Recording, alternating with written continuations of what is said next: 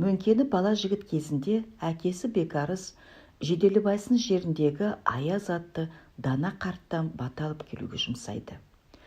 Мөңке қасына 6-7 жолсерік ертіп көп күн жүріп сұрастыра Аяз қарттың ауылына келіп, шеттегі бір жұпынлау қараша үйден шығып тұрған ақсақалға сәлем беріп, іздеген үйін сұрайды. Аязды қайтесің дейді ақсақал. Сәлем берейін деп едім дейді Мөңке. Аязға сәлем беріп деп келетінде сен кімнің баласы едің дейді ол. Мөңке аты жөнін айтады. Сонда қарт баланы сынамақ болып, сен бекарыстың баласы болсаң, бір бала бар әкеге жете туады, бір бала бар әкеге кері туады деген сөз бар еді. Сен соның қайсы боласың деп сұрайды.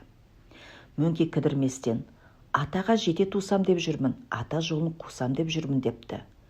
Жас жігіттің жауабына риза болған Аяз қарт Мөңкені құрмет тұтып, жолдастарымен үйге түсіреді. Бар ақуалынша сыйлапты. Әр алуан ақыл кеңес алып отырып, сөз арасында Мөңке Аязға: алыстағы аруыңызбен қандайсыз? Жаныңа жақын қаруыңызбен қандайсыз? Алып келіп бергенді алумен қандайсыз деп сұрапты. Сонда Аяз: алыстағы аруыммен араздастым, жақындағы қаруыммен қастастым. Алып келіп бергенді алмай, керек емесіне жармастым деп жауап береді. Екі ескегіңіздің екпіні қандай? Жасыңызда берген несиеңіздің қолға тиюі қандай деп сұрапты Мөңке. Екі ескегіме бір кеспек қостым, жасымда берген несием бүгінгі несібеме айналды деп жауап беріпті Аяз.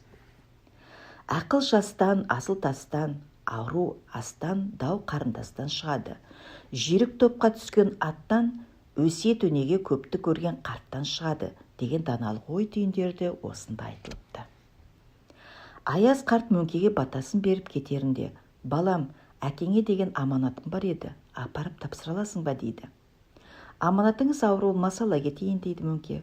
Білген кісіге жеңіл де емес, білмегенге ештеңеге тұрмайды дейді қарт. Айтыңыз, ала кетейін дейді Мөңке. Қаратаудың басына қар жауды, Қарабұлақтан су ақты. Көрінгенмен керісетін болдым, кермейікпен тебісетін болдым. Осыны әкеңе жеткіз деп қоштасып қала беріпті Аяз ата.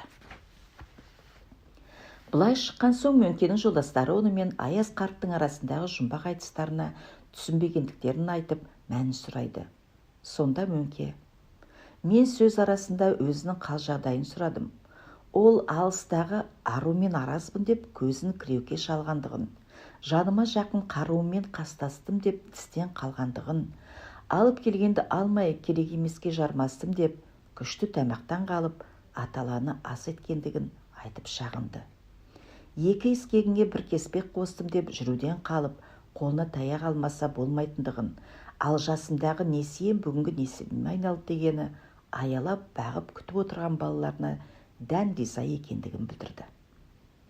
Білген кісіге жеңіл емес, білмегенге ештеңеге тұрмайды деп, сендердің сөз мәнісіне түсінбегендеріңді, әлде де түсінулеріңнің қиын екендігін шенеп өтті. Қаратаудың басына қар жауды деп әбден қартайып, шашы қарағандығын, Қарабұлақтан су ағатын болды деп екі көзінен су ағатын болғандығын, көрінгенмен керісетін болдым деп ұйқыдан қалғандығын әкеме айтып шағынып, мен келген жасқа сен де кел, сол жасты аманат ет қылып саған жібердім деген сөз еді депті.